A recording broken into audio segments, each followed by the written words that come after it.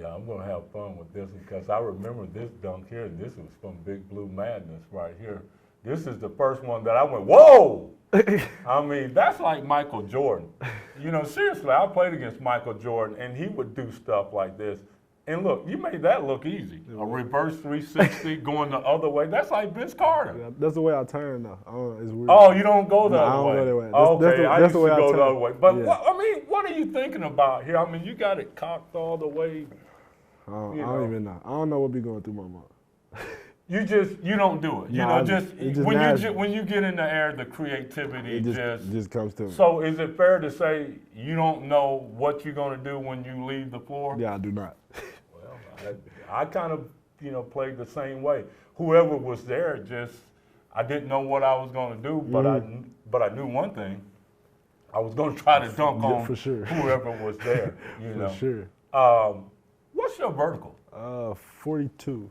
42 inch. I had about a 41 inch vertical, so I get it. But again, You're 6'8" too. I'm 6'8", but that's still high.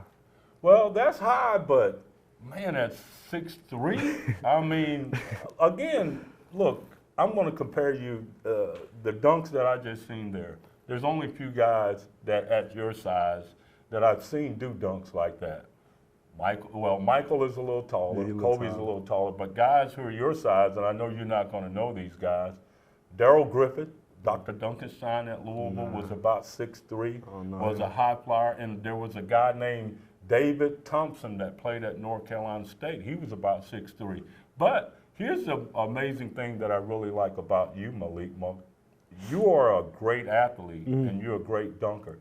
Usually, when you can jump that high, you're not really a good shooter. Yeah, you can't do it. How are you on your jump shots and stuff, man? You're up in the air, man. Are you trying to jump over people on your jump shot, or are you just taking what the defense? I can get any shot I want, so that's why I just jump, because I can jump high, so I just jump over. So, I don't. And I can get that again, and that's something that you said you had your first dunk when you were 5'10", so you've been doing it pretty much for a long time. So it's just natural. Yeah, everything is natural. Yeah, everything is natural. Okay, here we go again. Okay, this is you on the fast break. A windmill. I mean, I expect that from a 6'8" guy, 6'7" guy. I'm not expecting. The only other guard that I could know that could do a windmill like that is playing in the NBA. Maybe Russell Westbrook. Maybe that's my guy. That's your guy. Yeah. Well, that's a good guy to pattern your game after. I mean, that's awesome. That's stuff that he does. Now, on that play right there, when did you know?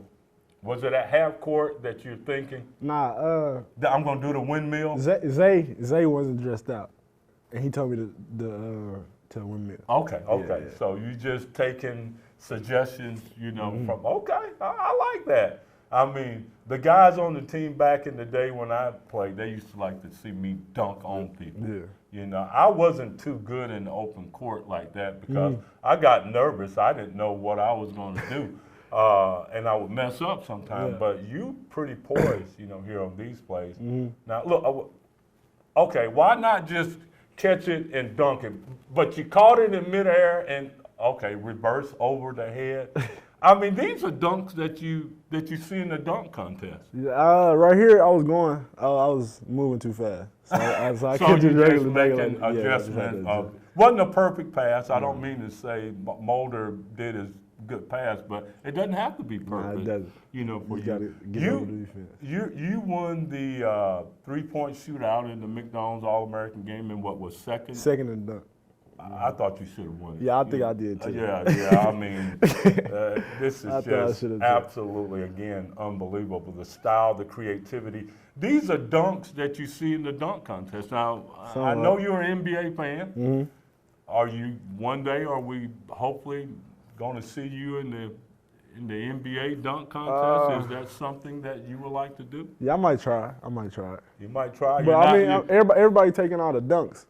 So I mean, well, but your creativity, you can take some of the dunks that you're seeing that these guys do, And Add a then little after something to practice, add a little something to it, do something the to it. remix, Yeah. you know, on in a little bit something, because I know the way that you jump, there's probably not a dunk that you can't do. Yeah. Now, let me ask you this, because this was always interesting to me. Are you better off dunking off of, are you a 2-foot dunker, or are you better off jumping off one leg, or does it even matter? It doesn't matter at all. So you're not better at, I mean, off 1 foot I was 41, off 2 feet I was 42. okay, so a little bit better off Yeah. 2 feet. I preferred to jump off 2 feet, but I could do one. I mean, it really all depends on what situation that I was in. Okay, here we go again. Well, feel sorry for that defender. You make it look so easy, though.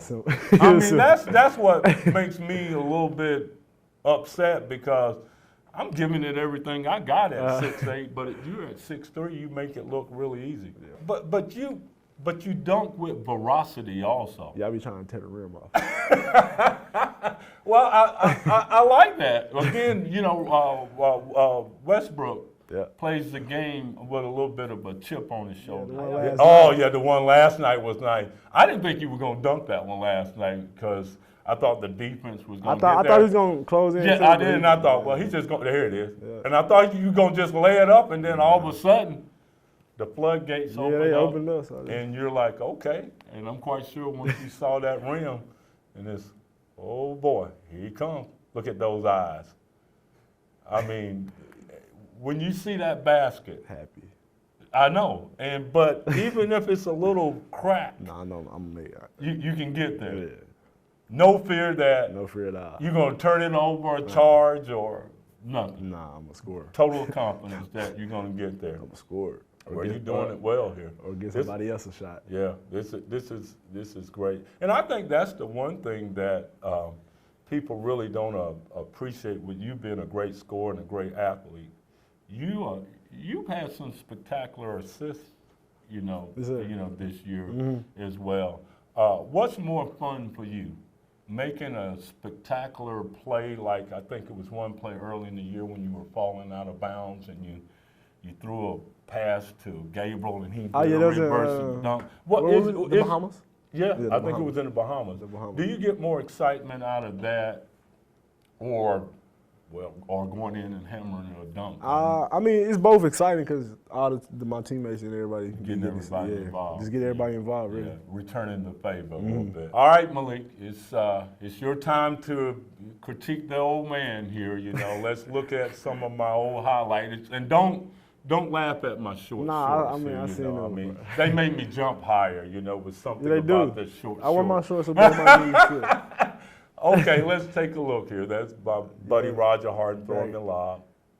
You get a lot of transition. Absolutely. It's a lot of transition. I could run the floor to be a big guy. For sure. Giving it up to the guard, giving it back. I feel sorry for that Florida defender right there.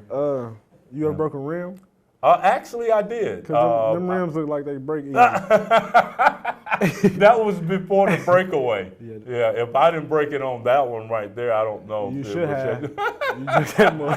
Yeah, that was a tomahawk right there. That was probably one of my better dunks, though. Yeah. But I played with some good guards, Malik, and these guys used to look for me. I knew if I ran the floor that I was going to get the ball. But to be a big guy, I was always getting a lot of these dunks in transition. And now, did you know, back in 1989, this is probably before you were born. Way before. I won the NBA Slam Dunk Contest in 1989. It was the year after Michael Jordan had won it. Probably the most, underrated, player to ever win the dunk contest. But these are some of my dunks from the dunk contest here. Check them out. Well, that was weak right there. That was the first one. I was nervous, and I wanted to windmill it like you did in the game. But I was nervous, and that was my weakest dunk of the day. And I was looking up, and I was like, man, I got to do something better than this. So, well, that's the same one there. That wasn't good. I wasn't impressed with that, so I know you're not impressed with it. So, but this is when I know I got to get my game going here. So, I'm quite sure these guys They got were being generous, though. They were being generous, on that right there. They, I mean, again, I was nervous. I wanted to come all the way down because I could do that by my ankles, come all the way down. Now, this is where I'm coming with my 360 with the little pump in it, I do that one too. Yeah, you can do that one too? Yeah, I do that. Okay. The opposite way. Even at 6'3", you can do that? The opposite way. Well, that's right. You're Vince Carter. It's natural for me to go that way. Mm-hmm. But I was kind of getting warmed up on this one. This was like the second dunk of the contest. Now I think we're going to maybe kind of pick it up here a little bit right here. This was kind of my Dominique Wilkins, kind of bring it down between the legs and double pump it. My momentum is going right there. Can you do that dunk? I did it in the game. In the game? I didn't bring my legs like that, but I bought it all the way down. See, these are the only ones I can do in the dunk contest. I don't think I had anything like that in the game. This is a different angle on it, but of course the creativity can come out a little bit more when you don't have to worry about traveling or anything like that. But I'm kind of like you. This is one of my favorite ones here. Now I can tell you this. You tell me what you think about this. 1 minute. Yep. Mm-hmm. I can't palm the ball. I don't have big hands, so I got to cuff the ball, and that's what I like about this dunk. See, I can't do it that way. I got to do it with my left. I got to do it with my left hand. You got to do it with your left hand. Because I turn the other way. Yep. And that makes it even more harder. Or I do it with like both hands. Yeah. And then this was kind of a repeat of the 360. But you jump back. You jump farther too. Yeah. I mean, when you're a little bit nervous, when you can jump like we are, you get that adrenaline going. Sometimes I don't even know what I'm going to do. Me I just get in the air and I'm going to turn here. I'm going to change hands. I'm going to do this. I'm going to do that. But those are really nice dunks, Not bad for a guy from about 30-something years ago. Nah, those were good dunks. Those were good dunks. They were good at that time. But they good today, too. Well, they good today, and I appreciate you being awful nice with saying that. But I think that you're giving us the updated version of what's going on. I'm trying to. And you're doing a great job of it. I look forward to seeing many more of your highlights for the rest of the year because I know you got a whole lot more in that bag of tricks. I do. That we haven't seen yet. I got a couple we're looking forward to seeing that. Now, does that put any type of pressure on you knowing that the Kentucky Wildcat fans are coming to see Malik Monk not only, put on the show scoring, but we want to see you, give us something special to go home and talk to our families and friends about. Yeah. Did you see Malik Monk dunk on that guy? I mean, it's not that much pressure because that's how I play. That's how you play. And you've always been always. Even growing up in a little small town like you did in Arkansas, I've done a little research on you. And the similarities that me and you have is your hometown is about, I guess, 2,000 people. Maybe, and you got one or two traffic lights. We got couple traffic lights. It's 4, but they all right there. They're all right there together. Well, so 2 basically. Me and the same thing in my hometown. 2 traffic lights. How many people? Probably about 1,900 people. That's we at 18 right now. Yeah, about somewhere like you are. So you grow up in a small town like that. Obviously, you're a small community. Everybody knows, everybody. You grow up playing basketball. You got an older brother that played football, basketball at Arkansas. I've read where you kind of wanted to follow in his footsteps. Is he your main inspiration for getting into basketball, or was there somebody else that was influenced you and your family to got you to playing? My brother, they actually thought I was going to play baseball. Really? When I was little. So you played baseball? You played football? I played baseball, football, and basketball. So you did it all? Yeah. Okay. They thought I was going to play baseball until like the 7th grade. Okay. Then that's when I let baseball go and started playing basketball. And it was basketball full time. So being, a younger brother and you're playing against your older brother, you're growing up in a small community, when did you know that, hey, I'm going to be big time. I'm going to you know, I'm going to move beyond this because you had some people, like I say, that I'm quite sure being a little brother, they probably was a little tough on you. I had three older brothers that were really tough on me. Yeah, so I got one older brother that's the one you talk about right now. He's 30 Okay. on my mom's side. Okay. Then I got 4 on my dad's side. Okay. So I was the youngest. Okay. Yeah, so yeah. So did they give it to you? Of course. All the Okay. time. Yeah. And initially, you know, how did you respond to all that? Did that make you more aggressive? Yeah, you got to be more aggressive because you lay down, they're going to just keep doing it. Yeah. Yeah. And I'm quite sure growing up in a small community, you had the whole community probably keeping their eye on you, making sure Still that are. you was on the straight and narrow, that you were supposed to be doing what you, so you probably couldn't do anything wrong without the whole community knowing about saying something, yeah.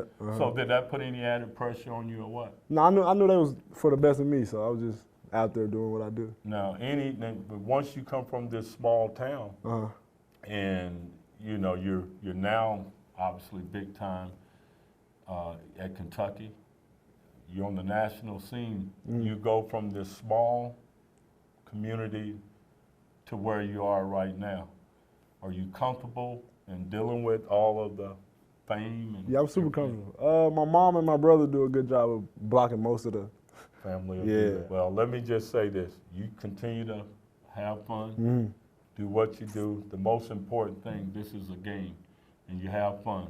All of the other pressure and everything that comes along with it, just block that stuff out. Got to. And keep doing what you're doing. Yes, So sir. we're looking forward to you doing some special things for the rest of the year. Yes, sir.